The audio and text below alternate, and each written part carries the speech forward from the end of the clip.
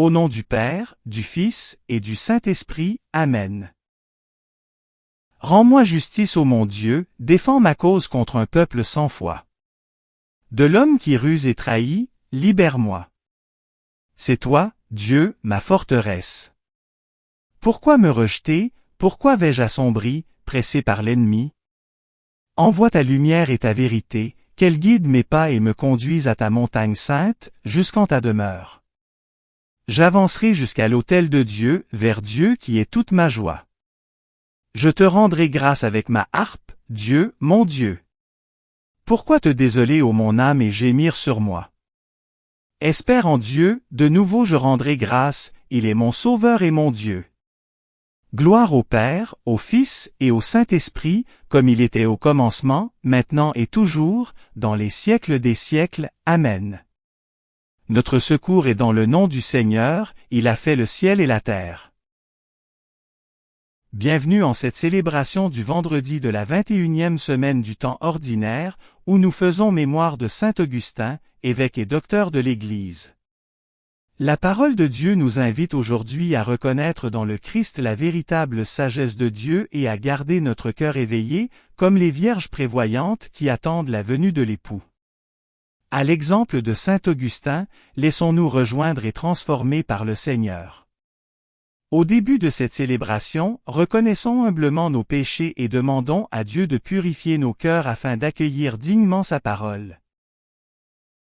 Je confesse à Dieu Tout-Puissant, je reconnais devant vous, frères et sœurs, que j'ai péché, en pensée, en parole, par action et par omission. C'est ma faute, c'est ma faute, c'est ma très grande faute. C'est pourquoi je supplie la bienheureuse Vierge Marie, les anges et tous les saints, et vous aussi, frères et sœurs, de prier pour moi le Seigneur notre Dieu. Dieu, tournez-vous vers nous et donnez-nous la vie. Votre peuple se réjouira en vous. Montrez-nous, Seigneur, votre miséricorde. Accordez-nous votre salut. Seigneur, exaucez ma prière. Que mon appel parvienne jusqu'à vous. Dans son Église, le Seigneur lui a donné la parole, il l'a remplie de l'esprit de sagesse et d'intelligence, et l'a revêtue de gloire. Seigneur, ayez pitié, Seigneur, ayez pitié, Seigneur, ayez pitié. Ô Christ, ayez pitié, ô Christ, ayez pitié, ô Christ, ayez pitié. Seigneur, ayez pitié, Seigneur, ayez pitié, Seigneur, ayez pitié. Prions. Renouvelle, Seigneur, dans ton Église, l'esprit dont tu as comblé le bienheureux évêque Augustin, pour que, remplis de ce même esprit, nous n'ayons soif que de toi, source de la vraie sagesse, et ne cherchions que toi, auteur de l'éternel amour. Par Jésus-Christ ton Fils notre Seigneur, qui vit et règne avec toi et le Saint-Esprit, Dieu, pour les siècles des siècles. Amen. De la première lettre de Saint Paul apôtre aux Corinthiens. Frères, le Christ ne m'a pas envoyé pour baptiser, mais pour annoncer l'Évangile, et cela sans avoir recours au langage de la sagesse humaine, ce qui rendrait vaine la croix du Christ. Car le langage de la croix est folie pour ceux qui vont à leur perte, mais pour ceux qui vont vers leur salut, pour nous, il est puissance de Dieu. L'Écriture dit en effet, « Je mènerai à sa perte la sagesse des sages, et l'intelligence des intelligents, je la rejetterai. » Où est-il, le sage? Où est-il, le scribe? Où est-il, le raisonneur d'ici-bas? La sagesse du monde, Dieu ne l'a-t-il pas rendue folle? Puisque, en effet, par une disposition de la sagesse de Dieu, le monde, avec toute sa sagesse, n'a pas su reconnaître Dieu, il a plu à Dieu de sauver les croyants par cette folie qu'est la proclamation de l'Évangile. Alors que les Juifs réclament des signes miraculeux, et que les Grecs recherchent une sagesse, nous proclamons un Messie crucifié, scandale pour les Juifs, folie pour les nations païennes. Mais pour ceux que Dieu appelle, qu'ils soient juifs ou grecs, ce Messie, ce Christ, est puissance de Dieu et sagesse de Dieu. Car ce qui est folie de Dieu est plus sage que les hommes, et ce qui est faiblesse de Dieu est plus fort que les hommes. Parole du Seigneur, nous rendons grâce à Dieu. Toute la terre, Seigneur, est remplie de ton amour. Criez de joie pour le Seigneur, homme juste, homme droit, à vous la louange. Rendez grâce au Seigneur sur la cithare, jouez pour lui sur la harpe à 10 cordes. Toute la terre, Seigneur, est remplie de ton amour. Oui, elle est droite, la parole du Seigneur, il est fidèle en tout ce qu'il fait.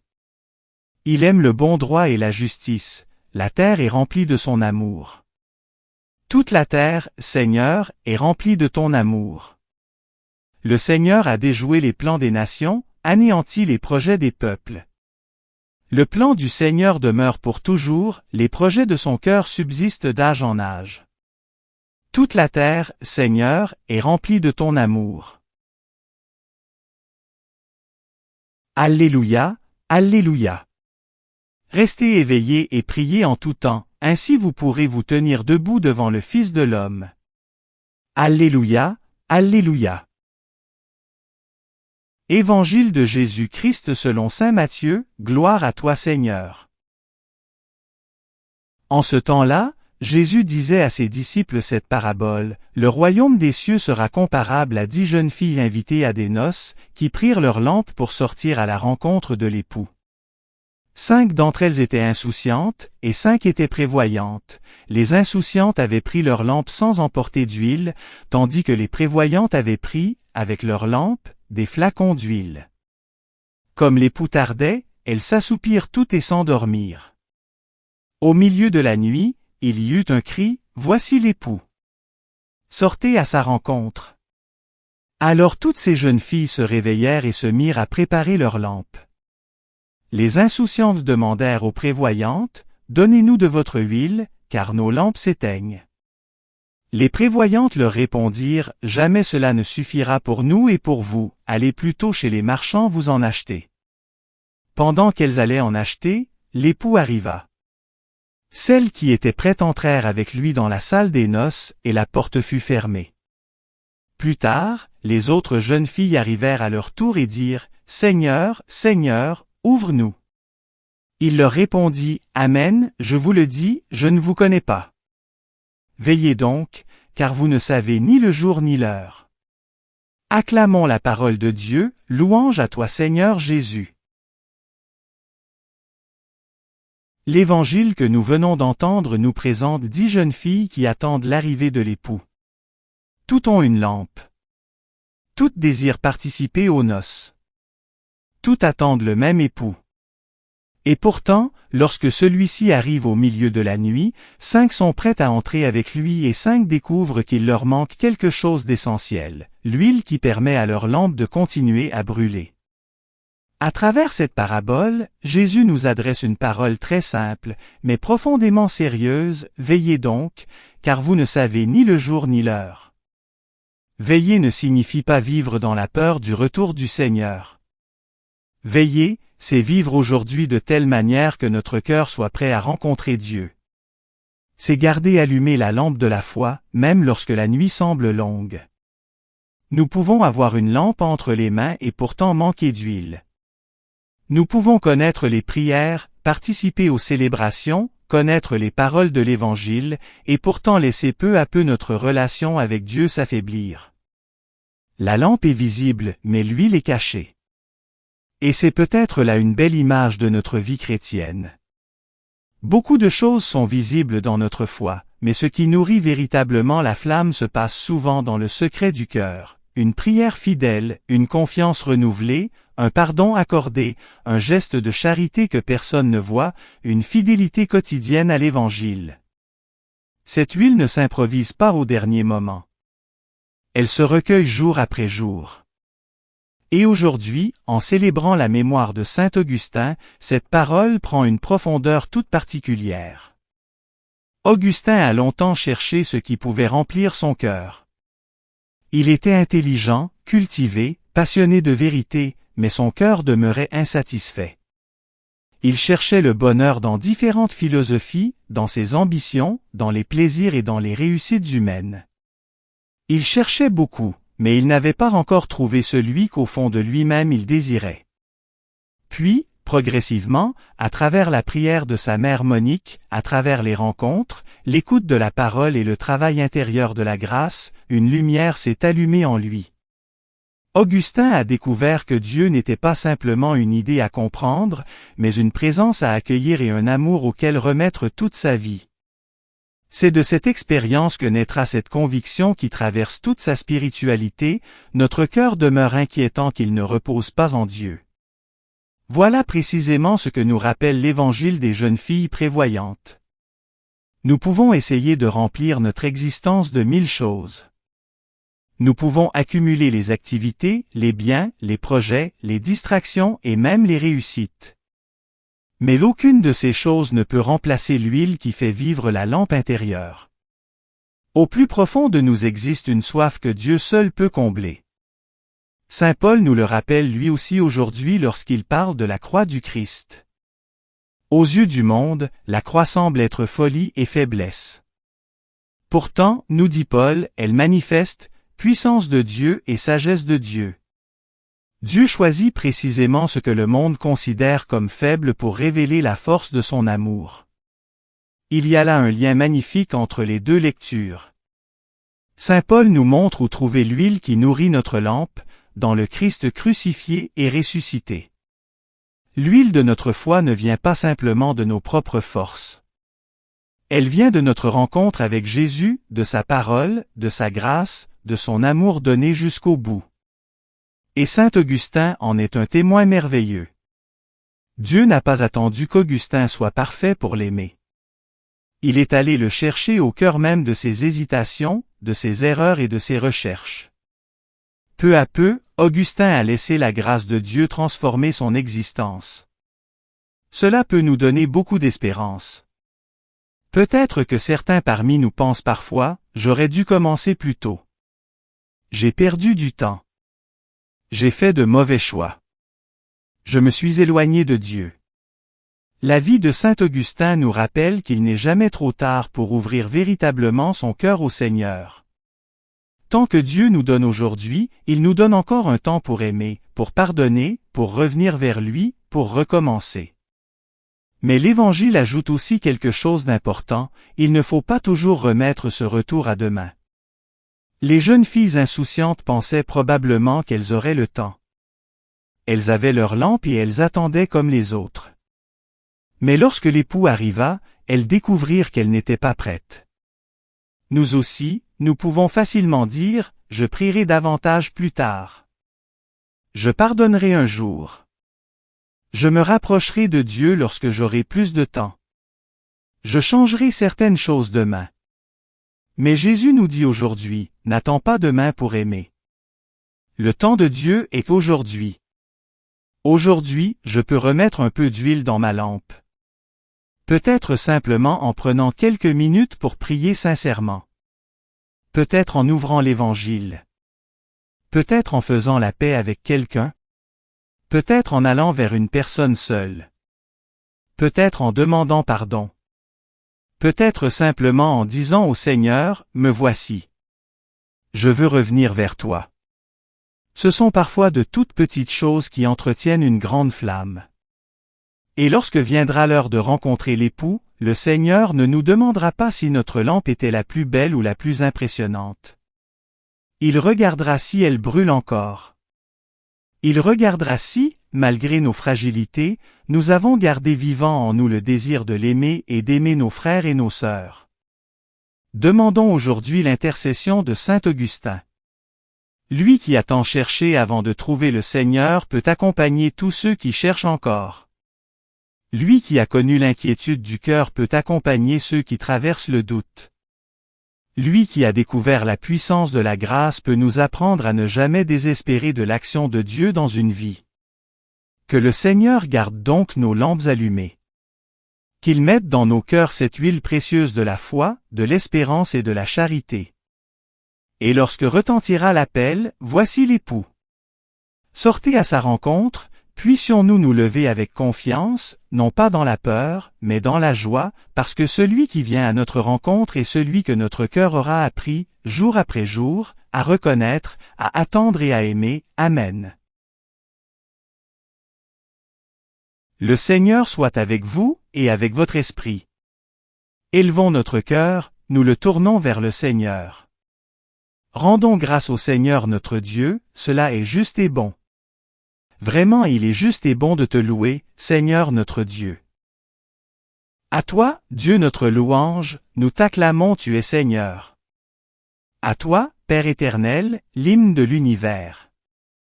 Devant toi se prosternent les archanges, les anges et les esprits des cieux, ils te rendent grâce, ils adorent et ils chantent.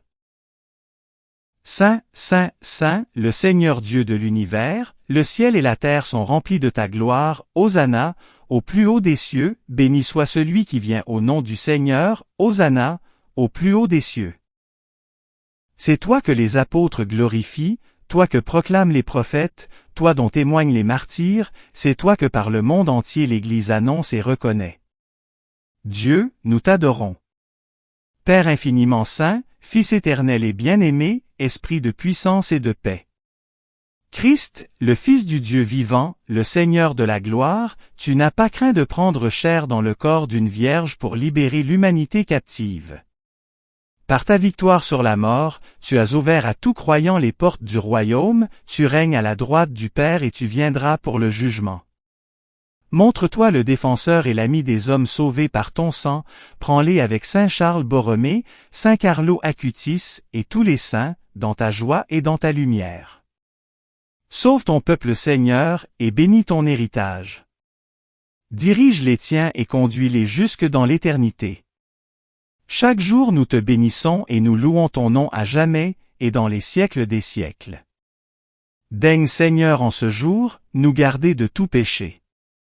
Aie pitié de nous Seigneur, aie pitié de nous. Que ta miséricorde soit sur nous Seigneur, car nous avons mis en toi notre espérance. En toi Seigneur, j'ai mis mon espérance, que je ne sois jamais confondu. Prions pour notre pape Léon. Prions pour tous les évêques, les prêtres et les diacres. Prions pour saint Augustin.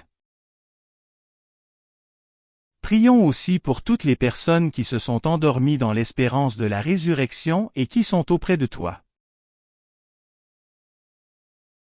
Comme le Christ nous a enseigné, et selon son commandement, nous osons dire. Notre Père, qui es aux cieux, que ton nom soit sanctifié, que ton règne vienne, que ta volonté soit faite sur la terre comme au ciel. Donne-nous aujourd'hui notre pain de ce jour, pardonne-nous nos offenses comme nous pardonnons aussi à ceux qui nous ont offensés. Ne nous laisse pas entrer en tentation, mais délivre-nous du mal. Amen. Prions.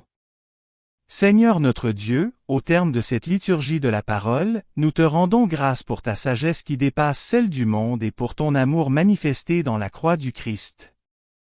À l'exemple de saint Augustin, donne-nous un cœur qui te cherche sans relâche et qui trouve en toi sa véritable paix.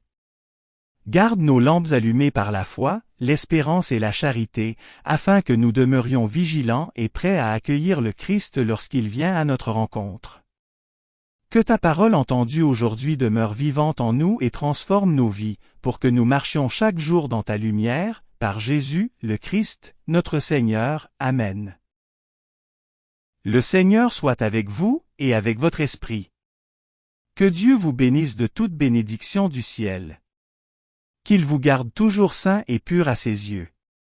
Qu'il répande sur vous les richesses de sa gloire, qu'il vous instruise par les paroles de la vérité, qu'il vous forme par l'évangile du salut, qu'il vous enrichisse sans cesse de la charité fraternelle. Amen.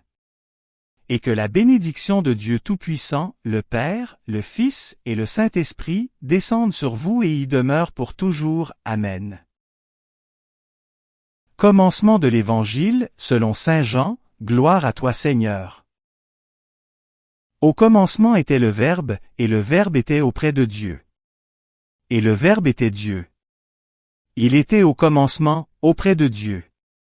C'est par lui que tout est venu à l'existence. Et rien de ce qui s'est fait ne s'est fait sans lui. En lui était la vie, et la vie était la lumière des hommes. La lumière brille dans les ténèbres et les ténèbres ne l'ont pas arrêtée. Il y eut un homme envoyé par Dieu. Son nom était Jean. Il est venu comme témoin, pour rendre témoignage à la lumière, afin que tous croient par lui. Cet homme n'était pas la lumière, mais il était là pour rendre témoignage à la lumière. Le Verbe était la vraie lumière, qui éclaire tout homme, en venant dans le monde. Il était dans le monde, et le monde était venu par lui, à l'existence. Mais le monde ne l'a pas reconnu. Il est venu chez lui, et les siens ne l'ont pas reçu. Mais à tous ceux qui l'ont reçu, il a donné de pouvoir devenir enfants de Dieu, eux, qui croient en son nom. Ils ne sont pas nés du sang, ni d'une volonté charnelle, ni d'une volonté d'homme. Ils sont nés de Dieu. Et le Verbe s'est fait chair. Il a habité parmi nous. Et nous avons vu sa gloire, la gloire qu'il tient de son Père, comme Fils unique, plein de grâce et de vérité.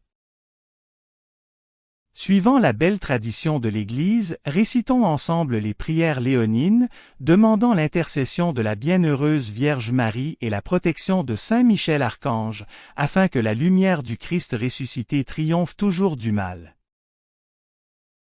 Je vous salue Marie pleine de grâce, le Seigneur est avec vous, vous êtes bénie entre toutes les femmes, et Jésus, le fruit de vos entrailles est béni. Sainte Marie, Mère de Dieu, priez pour nous pauvres pécheurs, maintenant, et à l'heure de notre mort. Amen.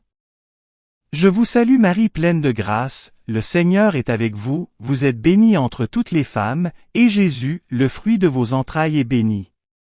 Sainte Marie, Mère de Dieu, priez pour nous pauvres pécheurs, maintenant, et à l'heure de notre mort. Amen.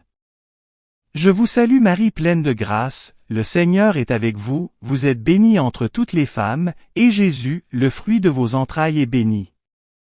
Sainte Marie, Mère de Dieu, priez pour nous pauvres pécheurs, maintenant, et à l'heure de notre mort. Amen. Salut ô Reine, Mère de miséricorde, notre vie, notre douceur, notre espérance, salut.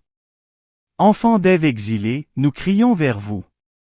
Vers vous, nous soupirons, gémissant et pleurant dans cette vallée de larmes. Ô vous, notre avocate, tournez vers nous votre regard miséricordieux, et après cet exil, montre-nous Jésus, le fruit béni de vos entrailles. Ô clémente, ô miséricordieuse, ô douce Vierge Marie. Priez pour nous Sainte Mère de Dieu, afin que nous soyons rendus dignes des promesses du Christ.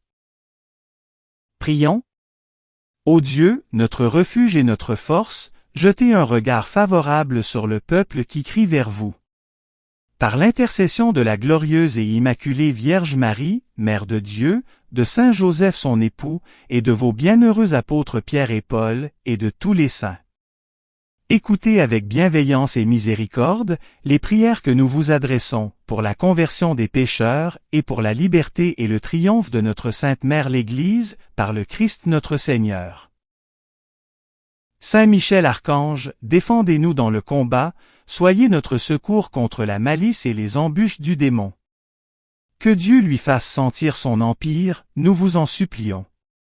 Et vous, prince de la milice céleste, repoussez en enfer, par la force divine, Satan et les autres esprits mauvais qui rôdent dans le monde, en vue de perdre les âmes, ainsi soit-il. Cœur sacré de Jésus, ayez pitié de nous. Cœur sacré de Jésus, ayez pitié de nous.